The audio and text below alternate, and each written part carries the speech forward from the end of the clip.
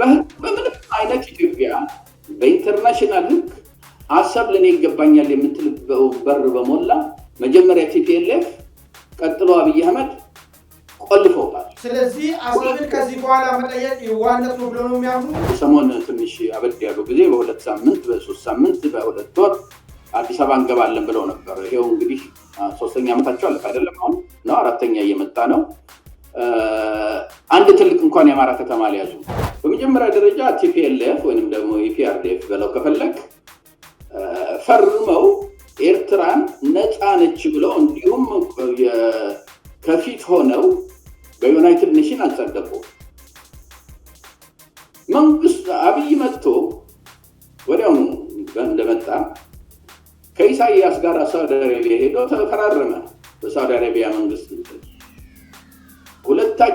የሁለታችንንም ሶቨርን ራይት በአገር ደረጃ ልናከብር ተስማምተናል ብለው ኖቤል ፕራይስ የሚያገኘው በዛ ምክንያት። በመጀመሪያ ደረጃ ለሚቢ ክሊር ፋኖ መሳሪያውን አውርዶ ከመንግስት ጋር ይግባ የሚለውን ፍጹም አልስማማም።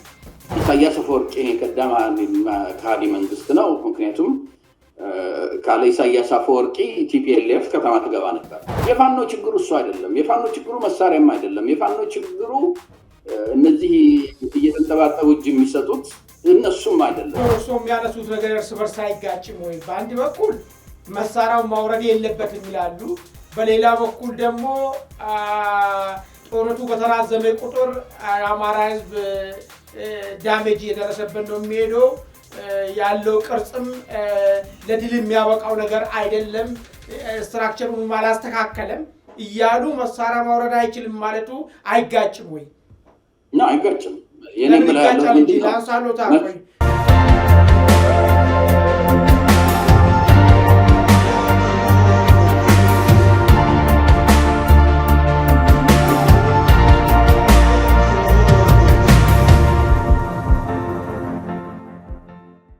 ወደ ቀጣይ ጥያቄያችን ብንሻገር ይሻላል። እንግዲህ ቀጣዩ ጥያቄ መንግስት ከቅርብ ጊዜ ወዲህ በከፍተኛ ባለስልጣናት እንደዚሁም በከፍተኛ ወታደራዊ መኮንኖች በኩል አሰብን በተመለከተ የኢትዮጵያ መሆኗንና በግፍ የተወሰደች ይህ ነገርን በቅርብ ጊዜ ውስጥ እንደሚስተካከል እየገለጹ እንደነበር የሚታወስ ጉዳይ ነው። በኤርትራ በኩል ደግሞ ይህ አጀንዳ የኢትዮጵያ ሳይሆን የኢትዮጵያ ህዝብ ፍላጎት ሳይሆን የዩናይትድ አረብ ኤሚሬት ፍላጎት ነው፣ በሌላ በኩል ደግሞ በሀገር ውስጥ ያለውን ችግርን ዳይቨርት ለማድረግ መንግስት የሚጫወተው ጫወታ ነው ይሉና በሌላ ጊዜ ደግሞ የወራሪነት የተስፋፊነት ስሜት ነው የሚለውን ነገር ሲያቀርቡ እንሰማለን። ከዚህም ከንግግርም አልፎ ደግሞ ጦር ወደ ሰሜን ሀገራችን ክፍል መንቀሳቀሱንም እርሶ ምናልባት የሚያውቁ መስለኛል። የኢትዮጵያ መከላከያ ሰራዊት ወደ ሰሜኑ ክፍል መንቀሳቀሱ እንግዲህ ሲገለጽ ነበር በተለያየ አጋጣሚ ማለት ነው። እንዳው ይሄ ነገር ገፍቶ ሁለቱ አገራቶች ወደ ግጭት በተለይ በባህር በር በተመለከተ አሰብን በተመለከተ ወደ ግጭት ሊገቡ የሚችሉበት ሁኔታ አለ ብሎ ያምናሉ ወይ? እንዳው አሰብን ደግሞ በተመለከተ በግጭትም ባይሆን የአሰብን በተመለከተ እርሶ ምን አቋም አሉት? እውነት እንደ ኢትዮጵያ መንግስት እንደሚሉ ብዙ ሰዎች እንደሚሉ የኢትዮጵያ ጥሬ ሀቅ ነች፣ እቺን ቦታ ኤርትራ ለኢትዮጵያ መመለስ አለባት የሚሉ ብዙዎች አሉ። የእርሶ ምልከታ በዚህ ጉዳይ ላይ ምንድን ነው? እስቲ መጀመሪያ የኔን የራሴን አቋም ከመንገሬ በፊት ምክንያቱም የራሴ አቋም ግልጽ ነው፣ ብዙ ጊዜ ጽፌበታለሁ። ከአንተ ጋር እኮ ከአሁን በፊት ይህንኑ ጥያቄ አንስተህልኝ ነበረ። አይ ቲንክ ወደ መጀመሪያ ላይ እነዚህ ነገሮች ሲጀመሩና ያልኩህ ምንድን ነበር? የኢትዮጵያ መንግስት ይህን ጦርነት አይጀምርም። የሚያደርገው ያለው ለምርጫ ነው። የኢትዮጵያ ህዝብ በተለይ የኢትዮጵያኒስቱ ነኝ የሚለው ኢትዮጵያኒስት ነኝ ሲልህ በጣም ኢሞሽናል በሆነ መንገዱ ነው። አሁን ቅድም ያልነው አሁን የቴዲ አፍሮ ዘፈን በጣም የሚነካን ኢሞሽናችንን ስለሚኮረኩር ነው።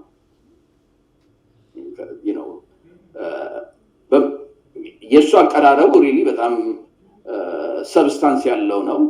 ግን የሰው ሪያክሽን የሚነሳው ከኢሞሽኑ በመነሳት ነው። እቺ በቃ እናት ኢትዮጵያ ከሚለው በመነሳት ነውና ኢቭን አብይን የማይደግፍ ኢትዮጵያኒስት የሚባለው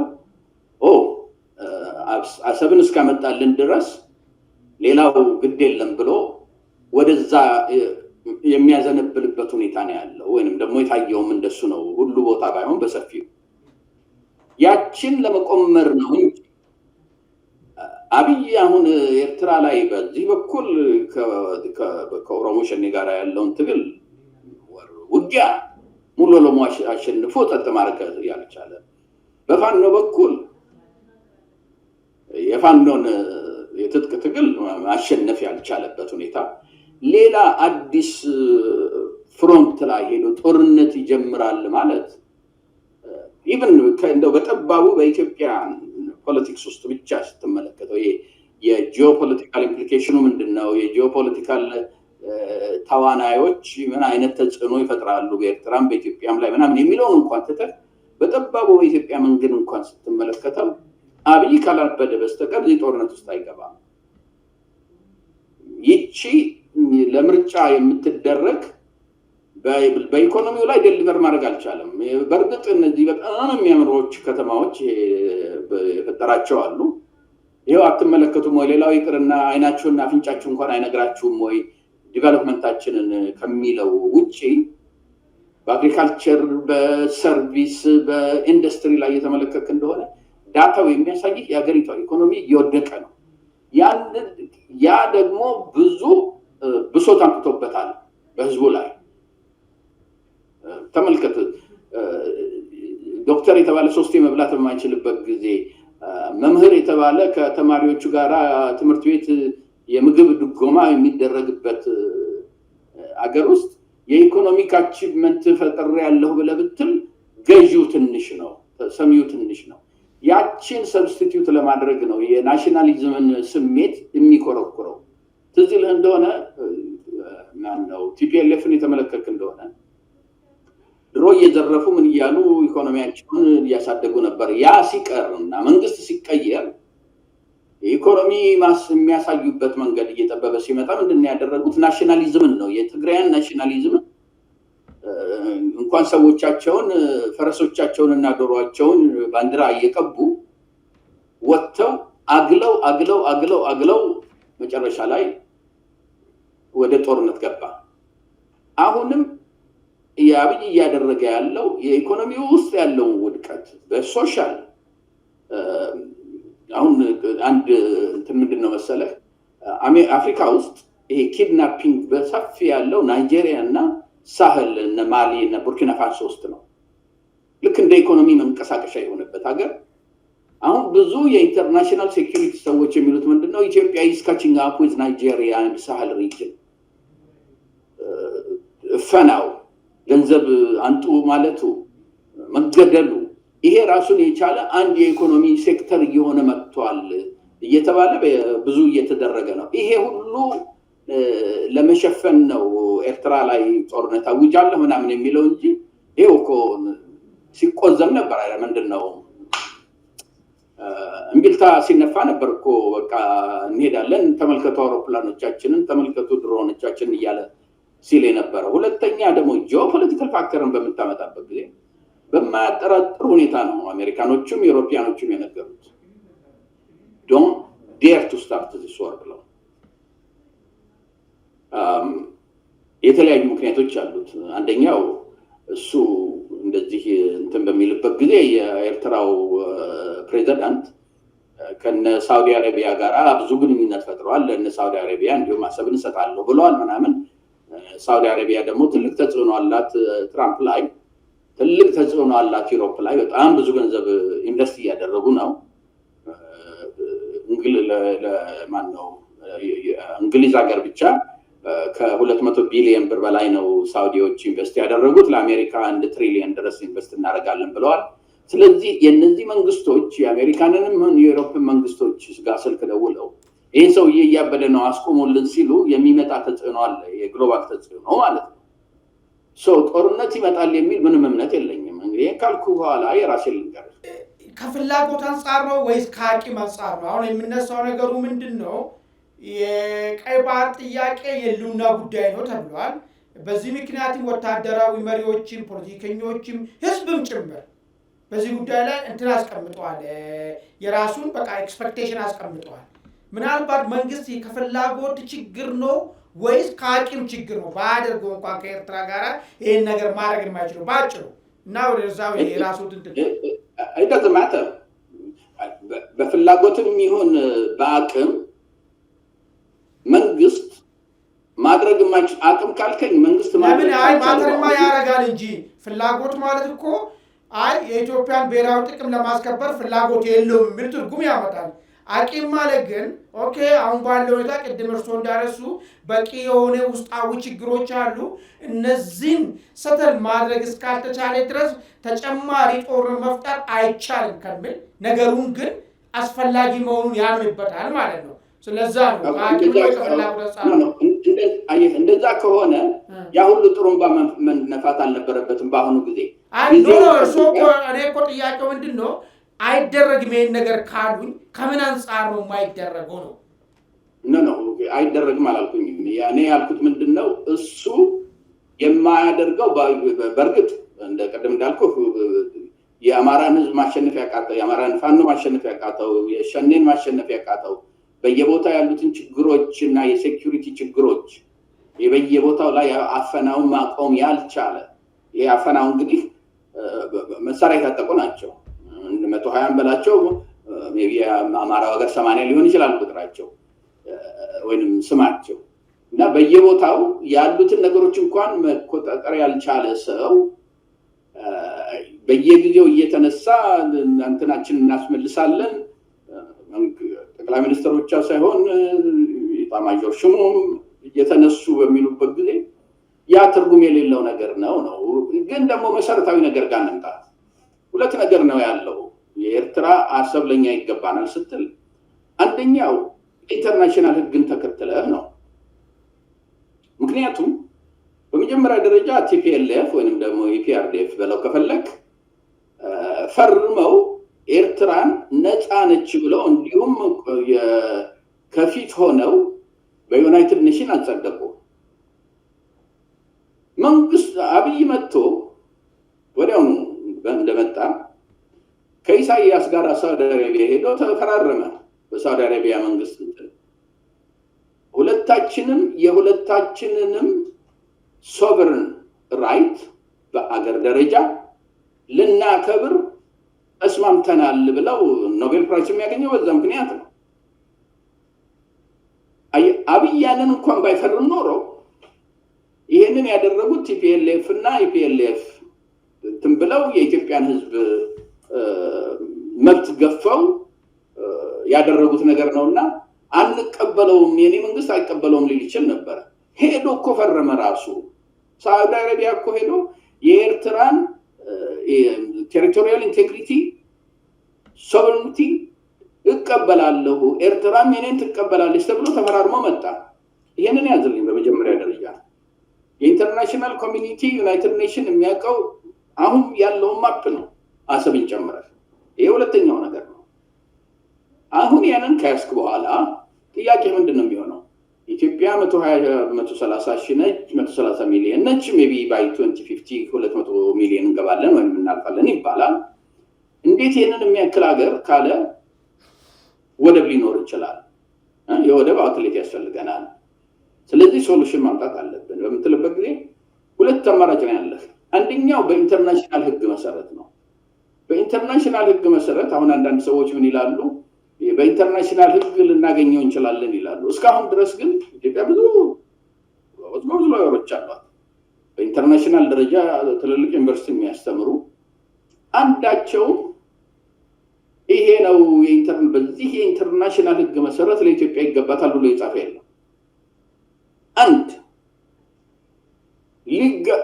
ባለው በኢንተርናሽናል ህግ ልታገኝ አትችልም ይሄን ወደብ ብሎ የጻፉ አሉ። እንግዲህ በምንም አይነት ኢትዮጵያ በኢንተርናሽናል ህግ አሰብ ለኔ ይገባኛል የምትልበው በር በሞላ መጀመሪያ ቲፒኤልኤፍ ቀጥሎ አብይ አህመድ ቆልፈውታል። ስለዚህ አሰብን ከዚህ በኋላ መጠየቅ የዋነት ነው ብሎ ነው የሚያምኑት። ኖ ሆልድ ኦን ሁለተኛ ነው አየህ ምንድነው መሰለህ ከዚህ ጋር ተመሳሳይ የሆነ ላቲን አሜሪካን ውስጥ ልክ አሁን ኢትዮጵያ የምታነሳውን አይነት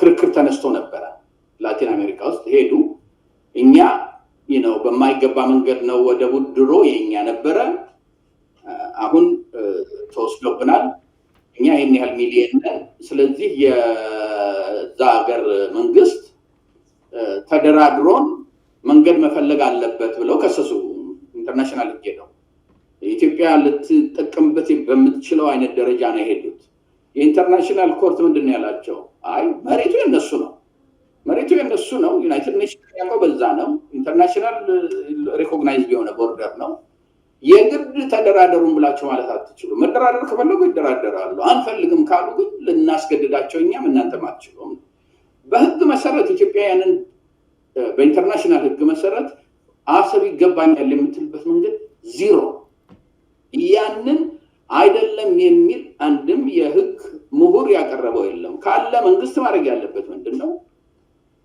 አንሊሚትድ የሆነ ማን ነው በቂ ገንዘብ አለው መንግስት ቢፈልግ የኢንተርናሽናል ሎየሮችን ቀጥሮ ቢፈልግ ኢትዮጵያን ሎየሮችን ሰብስቦ አርቲኩሌት አድርጉ በህግ ይሄንን መንገድ እንዴት ልናገኝ እንደምንችል አርቲኩሌት አድርጉልኝ ብሎ አጽፎ ያንን ይዞ መቅረብ አንድ ነገር ነው ያንን ግን ሊያደርጉት እንደማይችሉ ስላወቁ በዛ መንገድ አይሄዱ ሁለተኛው በጦርነት እናገኘዋለን በጦርነት ለማግኘትና ለመውሰድ ደግሞ በመጀመሪያ ደረጃ መንግስት መጠየቅ ያለበት አሁን ባለን ቁመና እና አቋም ሚሊተሪ አሸንፈን አሰብን መውሰድ ብቻ ሳይሆን ከወሰድነውም በኋላ ለኛ ሊጠቅም በሚችልበት መንገድ ሰስቴን አድርገን ሴኩሪቲውን ጋራንትድ የሆነ ሴኩሪቲ መፍጠር እንችላለን ወይ ያን ለመፍጠር አቅም አለን ወይ ያን ለመፍጠር ፖለቲካ ኢኮኖሚያችን ሰስቴን የሚያደርግ አይነት ፓወር አለው ወይ ብለው መጀመሪያው ጥያቄ እዛ ላይ ነው መሆን ያለበት መልሱ ደግሞ አሁን ኢትዮጵያ ባለችበት ሁኔታ እንኳንስ ኦርጋናይዝድ ሆኖ የውጭ እርዳታ ሁሉ ሊያስገባ የሚችል መንግስትን ይቅርና የፋኖን ኃይሎች ማሸነፍ ያልቻለ መንግስት ነው ያለ አንደኛ ጊዜውም አይደለም በአሁኑ ጊዜ በኢኮኖሚ ጠንካራ ሀገሪቷ we're talking about maybe 30-40 years ጠንካራ ኢኮኖሚ ከያዘች በኋላ ጠንካራ የሚሊተሪ ኃይል ከያዘች በኋላ ሜቢ የዛን ጊዜ አሁን ብንይዘው መያዝ ብቻ ሳይሆን ከያዝነው በኋላ ሰስቴይነብል በሆነ መንገዱ ልንጠቀምበት እንችላለን የሚል ኃይል ላይ ከደረሰች ኦኬ ሜቢ ሚሊተሪሊ ሊገኝ ይችላል ትላለህ ያንን ሃርድል ካለፍክ በኋላ የሚሊተሪውን ሃርድል ካለፍክ በኋላ ደግሞ የኢንተርናሽናል የዲፕሎማሲ ሃርድል ይገጥማል ምንድነው ክራይሚያን ራሻ ሲወስድ እስካሁን ድረስ አቀበት ምንድነው አቀብ ተደርጎበታል በዛው ምክንያት ከጂ7 ከጂ20 ምናምን ሁሉ የወጣው በዛው ምክንያት ነው ከጂ7 አትሊስት ግን ራሻ በአለም ውስጥ ናቹራል የራሱ ናቹራል የሆነ ሪሶርስ ያለው በአለም ውስጥ ካሉት ሶስት ትልልቅ ሀገሮች የናቹራል ሪሶርስ በእርሻ ብትል በስንዴ ማምረት ብትል በዘይት ምንድነው ቤንዚን ብትል ሚኒራሎች ብትል በጣም ሀብታም ሀገር ስለሆነ ሁለተኛ ብዙ ዕውቀት ያለው ሀገር ስለሆነ ይሄንን ሳንክሽኑን ችሏል ኦኬ ኢትዮጵያ የውጭ ሳንክሽን ቢደረግባት በመጀመሪያ የአፍሪካን ዩኒየን ምን አይነት ሪአክሽን ነው የሚኖረው አፍሪካን ዩኒየን ቻፕተሩ ክሊርሊ አንድን ሀገር ሶቨረን ራይት እና የጂኦግራፊክ ኢንቴግሪቲ ሌላ ሜምበር ሀገር ሊነካ አይችልም ይላል ኢትዮጵያ አፍሪካን ዩኒየንን ሆስት እያደረገች ሌላ ሀገር ሄዳ በጉልበት ከወሰደች በኋላ የአፍሪካን አንድነት ራሱ ምን አይነት እንትን ነው የሚኖረው አንደኛ ሁለተኛ ከሌላ ሀገር አቀብ የሚመጣባትን ወይንም ሳንክሽን የሚመጣባትን እንዴት ነው የምትወጣው ይሄንን ጥናት ተደርጎ ለዛ ለ10 ለ15 ለ20 ዓመት የሚሆን ሎቢንግ ተደርጎ ሜቢ ተስፋ ሊኖረን ይችላል የሚል ስትል የምታደርገው ነው። አለበለዚያ ግን ዝም ብሎ ኤምፕቲ ምኞት ነው። አሰብን እናገኛለን ማለት ያው እቺ ኢትዮጵያኒስትነትን የመኮርኮር ነው እንጂ መሬት ላይ የሚያመጣው ውጤት። መልካም ዶክተር፣ እስቲ ወደሚቀጥለው ጥያቄዎቻችን ሰዓታችን ሄደ። እንግዲህ የሚቀጥለው ጥያቄ ምናልባት እኔና እርስዎ የተገናኘን አሁን ስለሆነ ነው። ቀደም ብሎ የአማራ ኃይሎች በሁለት ነበር ተካፍሎ ሲንቀሳቀሱ ነበረ። ወደ አንድ መጥቷል። ወደ አንድ ድርጅት ስር መጥቷል። አንድ አመራርን መርጧል። እንደው ይሄ ለውጥ ድርጅት መመስረትና ወደ አንድ አመራር እርስዎ ብዙ ጊዜ ትችት ያቀርቡ ነበረ። አሁን ያ ሁሉ አልፎ አንድ ድርጅት መስርቶ እንቅስቃሴ ከጀመረ በኋላ ያለውን የትግል ሁኔታውን እንዴት ገመገሙ? ለምንድን ነው ይህን ጥያቄ ያነሳው? በአንድ በኩል አንድ ድርጅት መስርተናል፣ አንድ አመራር መስርተናል እየተባለ ይነገራል። በሌላ በኩል ደግሞ በርካታ ቁጥር ያላቸው አመራሮች፣ ኮር አመራር፣ ከፍተኛ አመራሮች ይሄ ትግል መስመሩን ስተዋል፣ አላማውን ስተዋል፣ ትናንትና ጠላቶቻችን የአማራ ህዝብ ጠላት ነው ካለው ወገኖች ጋራ እንድንሰለፍ ተደርገናል፣ ይሄ ነገር ደግሞ መቀበል አንችልም በሚል ነገር ትግሉን ለቆ ወደ መንግስት መጥቶ ወዶ ገብ እየገቡ ነው ያሉት። እንዳው ያለውን ነገር አጠር አድርጉና ድርጅቱ አንድ መሆን ያለበት ሂደቱን፣ በዛው ልክ ደግሞ ከድርጅቱ ውስጥ ከፍተኛ የሆኑት አመራር ኃይሎች የድርጅቱ አካሄድ ልክ አይደለም ብሎ ለቆ መውጣት ምን ዕጣ ፈንታ ድርጅቱ ላይ ያመጣል የሚለውንም ጠቅላላ አድርጎ እስቲ ያንሱልኝ። አንደኛ አሁን እየለቀቁ እየገቡ ነው የሚለው ኃይል የነበራቸው ነበር የሚባለውን ፕሬሚስ አልስማማበትም። መጀመሪያ ምንድን ነው ሁለት የተከፈሉ ጊዜ በአንድ በኩል የእስክንድር ግሩፕ የምትለው ነው፣ በሌላ በኩል የዘመነ ካሴ ግሩፕ የምትለው ነው። የእስክንድር ነጋ ግሩፕ ያኔም የሚሊተሪ ኃይል አልነበረው። መከታው ነበሩ አይደል እንደ ሸዋ አካባቢ እንቀሳቀሱ፣ ለዛም ጠንካራ የሆነ ነበሩ እንጂ ያ እመጣላለሁ። በኃይል አሰላለፍ ደረጃ የተመለከተው እንደሆነ የእስክንድር ኃይል እየተመናመነ ሄደ ነበር። መጀመሪያውንም ሲመሰረት ራሱ በፋኖ ኃይል ባላቸው ሳይሆን ኃይል የሌላቸውን ፋኖዎች ከየክልሉ አሰባስቦ የፖለቲካል ዩኒቲ ነበር የፈጠረው፣ የፖለቲካል አጀንዳ ፈጥሮ ነበረ ያሰበሰባቸው እንጂ ምን ያህል ወታደር ከኋላቸው አለ። አሁን ለምሳሌ የወሎውን ተመልከተው። አሁን የገባው ሰውዬና ሞአባ ነው የሚባለው መሰለኝ ስሙ፣ ያኛው ደግሞ ማሬ ነው ምናምን ፍቅሩ ማሬ ማለት ፍቅሩ ኖ የሌላ ስም ያለው አለ። ማስረሻ ሰጠ ሙሃባ ኖ ትልቁ ኃይል ወሎ ውስጥ ያለው ምናምን ማሬ የሚባል ሰውዬ አሁን ከነ ዘመነ ጋር የተደባለቀው ነው። በሚሊተሪ ፓወር የተመለከትክ እንደሆነ እነ ሙሃባ ትንሽ ነበረ። ስለዚህ ያን ያህል ሚሊተሪ ለውጥ የሚያመጣ ሎስ አላጋጠመውም በእኔ አመለካከት እስካሁን ድረስ። የፋኖ ችግሩ እሱ አይደለም። የፋኖ ችግሩ መሳሪያም አይደለም። የፋኖ ችግሩ እነዚህ እየተንጠባጠቡ እጅ የሚሰጡት እነሱም አይደለም። የፋኖ ችግሩ ስትራቴጂ አውጥቶ መመሪያ ምንድነው ይሄ ሮድ ማፕ ወይንም ደግሞ ፍኖተ ካርታ አውጥቶ ሌሎቹን የኢትዮጵያ ውስጥ ያሉ ሌሎችን ኃይሎች አቅፎ ከነሱ ጋር በኩልነት ሲስተም መፍጠር አለመቻሉ ነው። እኔ አሁን ዩኒቲውን ፈጠሩ ሲባል እባካችሁን ማጨብጨባችሁን ጋብ አድርጉት። ዝም ብሎ በቀፈው ነገር ላይ የሚሰራ ዩኒቲ የተፈጠረውን ባነሰ ጊዜ እንደገና ይፈርሳል። አንድ ችግር መንገጫገጭ ሲመጣበት ይፈርሳል። መሰረታችሁን አልያዛችሁም የሚል ነው የኔ አመለካከት። እንዲሁም እንዳሁን ባለበት ሁኔታ የፋኖ አማራ ህዝብ ላይ በመጀመሪያ ደረጃ ለሚቢ ክሊር ፋኖ መሳሪያውን አውርዶ ከመንግስት ጋር ይግባ የሚለውን ፍጹም አልስማማም። ምክንያቱም ይሄ መንግስት ያሳየን ነገር አንደኛ ከሃዲ መንግስት ነው። ለማን የከዳ ከሃዲ መንግስት ነው? ኢሳያስ አፈወርቂን የከዳ ከሃዲ መንግስት ነው። ምክንያቱም ካለ ኢሳያስ አፈወርቂ ቲፒኤልኤፍ ከተማ ትገባ ነበር። ምንም የማያጠራጥር ራሱ አብይ የሚያምነው ነገር ነው። እንደዛ አድርጎ ለስልጣን ያበቃውን ነው ገና ጦርነቱ ከመቆሙ አሜሪካኖቹ ጋር ሄዶ መሳሪያ ከሰጣችሁኝ ኢሳያስን አወርድላቸዋለሁ ያለው። ይሄ ግልጽ የሆነ ነገር ነው። ዛሬ ፋኖ መሳሪያውን አውርዶ ከመንግስት ጋር አብረን መስራት እንችላለን ቢል ነገ መቀጥቀጥ ይጀምራል። መሳሪያቸውን ማውረድ ያለባቸው አይመስለኝም።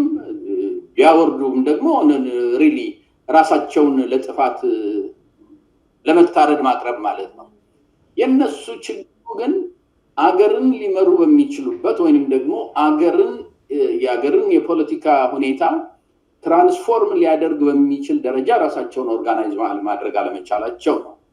ያ ማለት ደግሞ ምንድነው? አንድ ሰሞን ትንሽ አበድ ያሉ ጊዜ በ2 ሳምንት በ3 ሳምንት በ2 ወር አዲስ አበባ እንገባለን ብለው ነበር። ይሄው እንግዲህ 3ኛ ዓመታቸው አለፈ አይደለም? አሁን ነው 4ኛ እየመጣ ነው። አንድ ትልቅ እንኳን የአማራ ከተማ ሊያዙ። ይሄ መጥፎነቱ ምንድነው? ድራግ እያደረገ በሄደ ቁጥር የአማራ ሪጅን ነው ተበዳዩ።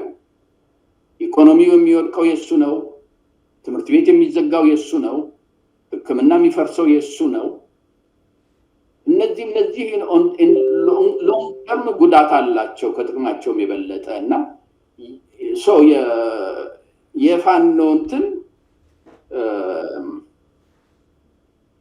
በአንድ በኩል ለአማራ የግድ አስፈላጊ ነው፣ በአንድ በኩል ደግሞ ለአማራ ትልቁ ችግሩ ነው። ምናልባት አሁን እርሶ የሚያነሱት ነገር እርስ በርስ አይጋጭም ወይ? በአንድ በኩል መሳሪያውን ማውረድ የለበትም ይላሉ፣ በሌላ በኩል ደግሞ ጦርነቱ በተራዘመ ቁጥር አማራ ህዝብ ዳሜጅ እየደረሰበት ነው የሚሄደው፣ ያለው ቅርጽም ለድል የሚያበቃው ነገር አይደለም፣ ስትራክቸሩን አላስተካከለም እያሉ መሳሪያ ማውረድ አይችልም ማለቱ አይጋጭም ወይ? አይጋጭም። ቆዩ ላንሳሎት። መሳሪያ ማውረድ የለበትም ማለት ትግሉን መቀጠል አለበት ነው እያሉ ያሉት። ትግሉ ደግሞ እርሶ በተደጋጋሚ እንዳነሱ ከሌሎቹ ጋር የምታገልበት መስመር ካላበጀ ሲስተም ካላበጀ ለድል አይበቃም እያሉ ነው። ለድል የማይበቃ ደግሞ ከሆነ ጦርነቱ በረዘመ ቁጥር አማራ ህዝብ ይደቃል እያሉ ነው። ስለዚህ አማራጭ የሚሆነው መሳሪያውን አውርዶ በሰላም መነጋገሩ አማራጭ አይሆነው በእርሶ አናሊስ ነው። የመጀመሪያው በዚህ አሁን በእኔ አናሊሲስ ውስጥ የመጀመሪያው እንትን ምንድነው? እነዚህ ስትራቴጂውን የማውጣት ሮድማፑን የማውጣት እና ከሌሎቹ ጋር አብሮ የሚሰራበትን መንገድ መፍጠር ነው። ያ ነው ቤስት ሶሉሽን። እሱ አልሆነም። እስካሁን ድረስ አልሆነም። እስካሁን ድረስ አልሆነም። እሱ ካልሆነ አየህ ችግሩ ምንድን ነው መሰለህ? የዚህ እንዴት አድርጌ ልግለጽልህ? የኦሮሞ ፒፒ ወይንም ደግሞ የእነ አብይ መንግስት እስካሁን ድረስ በአማራው ላይ ያደረገውን አይተሃል። ከ1 ሚሊዮን በላይ ይሄ የኢንተርናሽናል ዴታ ነው። ከ1 ሚሊዮን በላይ አማራ ተፈናቅሏል።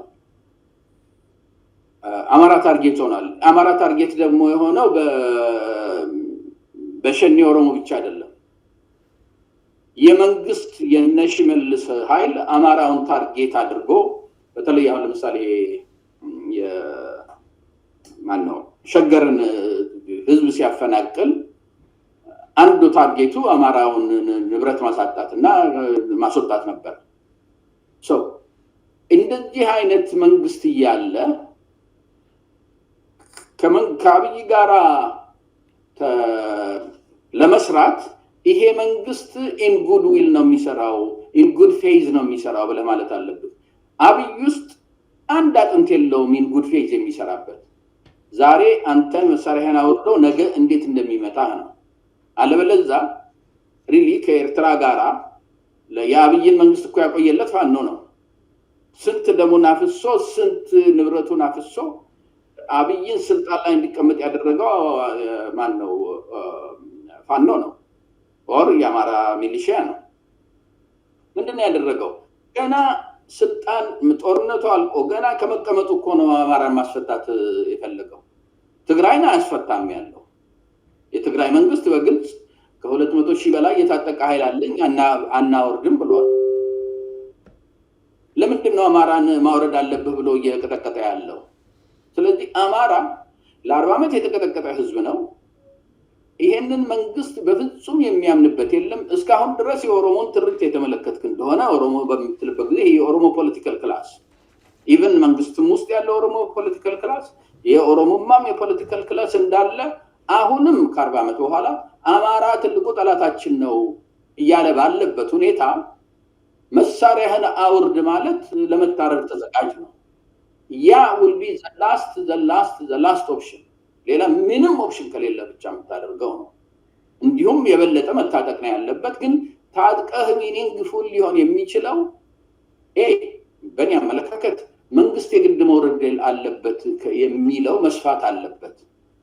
በኃይል ተገዶ መንግስት ለውጥ የሚያመጣበትን መንገድ ማምጣትና ያ ለውጥ ከመጣ በኋላ ደግሞ ቢያንስ ለተወሰነ ዓመት መሳሪያ ሳያወርዱ፣ ምክንያቱም መሳሪያ ካወረድክ በኋላ ፕሮሚስ ያደረገልህን እንትን ስለሚል ምን አይነት ኔጎሽየትድ ሴትልመንት መምጣት ይችላል የሚለው ነው። እኔ አብይ ስልጣን ላይ ቆይ አልቆየ የሚለው ለእኔ ብዙም ችግር አይደለም። ከቆየም በትክክል ያስተዳድር ነው። ከቆየም መግደሉን ያቁም ነው። ከቆየም ኢትዮጵያን ኢኮኖሚ ሬክ ማድረጉን ያቁም ነው። እነዚህ የሚስተካከሉበትን መንገድ ግፊ መፍጠር ነው እንጂ መሳሪያ አውርዶ ለአብይ እንትን ማለት ይህ እኮ የአብይ እኮ ብቻ አይደለም።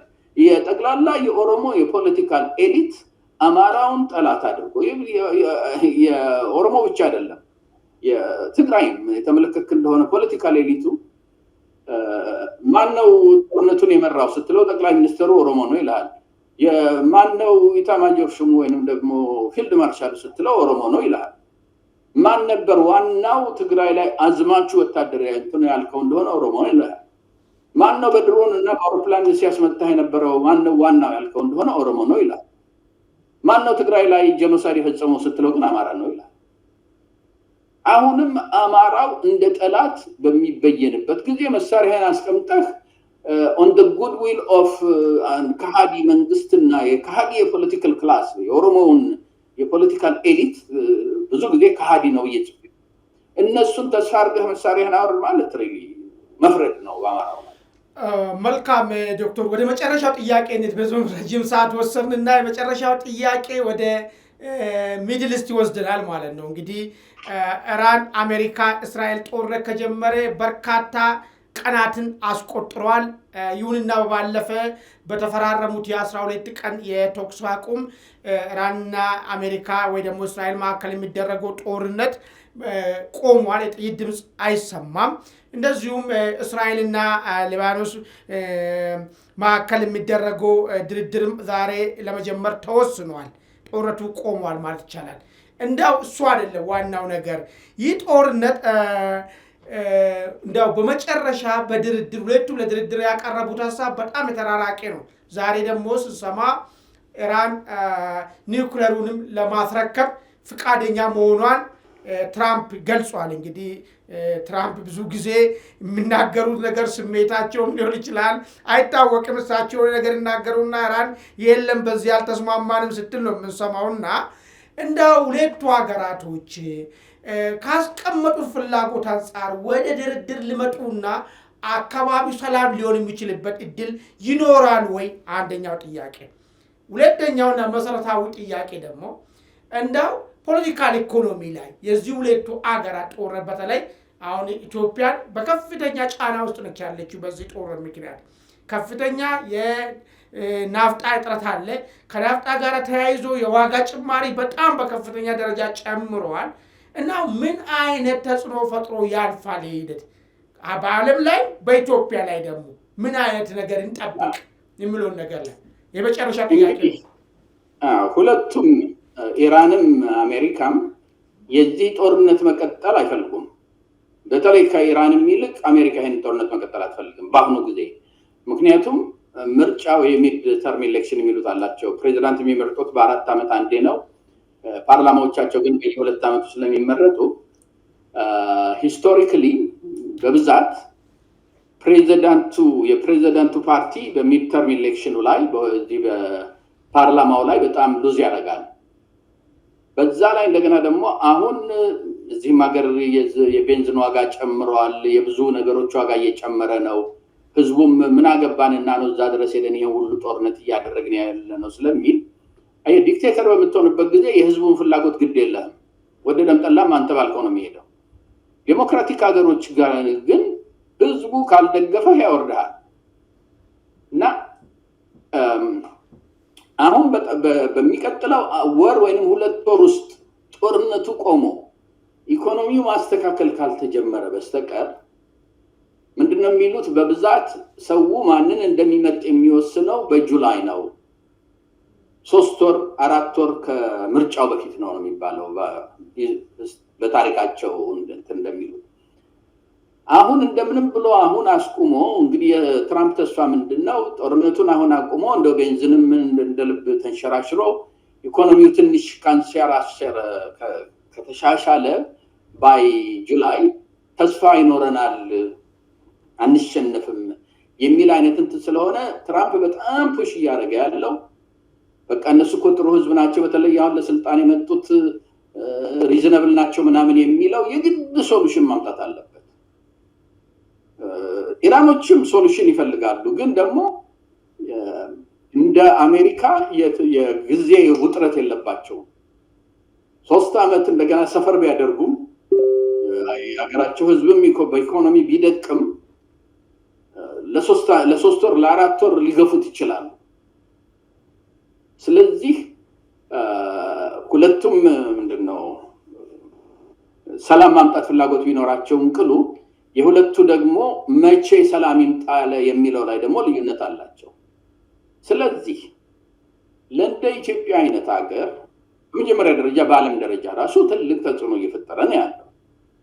ትልቅ ተጽዕኖ በሚፈጥርበት ጊዜ እንግዲህ የተለያዩ መለኪያ ነገሮች አሉ። አንደኛው ምንድነው ምን ያህል ፎሬን ኤክስቼንጅ አለ እጅህ ላይ። የውጭ ቤንዚን በጣም እየጨመረ እየናረ ሲሄድ ዋጋ ጨምረህ ገዝተህ ህዝቡ እንዳያምጽብህ መንግስት ድጎማ እያደረገ ሰብሲዳይዝ እያደረገ ምን ያህል ሊቀጥል ይችላል ነው የመጀመሪያው ጥያቄ። አሁን ብዙ ሀገር በዓለም ደረጃ ምንድነው የሚባለው ቢያንስ አንድ ሀገር ለ3 ወር የሚሞላ ኢምፖርት የሚያደርግበት ገንዘብ እጁ ላይ መኖር አለበት፣ ፎሬን ኤክስቼንጅ እጁ ላይ መኖር አለበት ነው የሚባለው። አብይ ሲመጣ በመለስ ጊዜ ኦን ዲ አቨሬጅ በአቨሬጅ የ2 ወር ያህል ነበራቸው። አሁን ይሄው ምንድነው አገር ወለድ አገር ፈጠር ሪፎርም አድርገን አይኤምኤፍ ሁሉ እያጨበጨበልን ነው፣ ሪፎርሙ በደንብ እየተሻሻለ እየሄደ ነው የሚለው ሰውዬ በአሁኑ ጊዜ የ6 ወር ለዛም ይሄ ጦርነት ሳይጀምር የ6 ወር ነበረ፣ የ6 ሳምንት ነበረ። ፎርጌት የ3 ወር የ1 ወር ተኩል ብቻ ነበረ እጁ ላይ ያለው ገንዘብ። ይሄ ድቀት እየመጣ በመጣ ቁጥር ኢትዮጵያ የፎሬን ኤክስቼንጅ እጥረቷ መልስ እስካላገኘ ድረስ ሌላው ሀገር ላይ ከሚኖረው ኢምፓክት ይልቅ ይሄ ጦርነት ኢትዮጵያ ላይ የበለጠ ኢምፓክት ይኖረዋል ነው በመጀመሪያ ደረጃ። በሁለተኛ ደረጃ ደግሞ በአሁኑ ጊዜ ለምሳሌ ባለፈው ጊዜ በጣም ቡና ብዙ ገንዘብ ታገኝ ነበር ኢትዮጵያ። አንዱ ምክንያት የነበረው የብራዚል ትልቋ የቡና ኤክስፖርተር በዌዘር ምክንያት ብዙ ቡና አጥታ ስለነበረ ነው።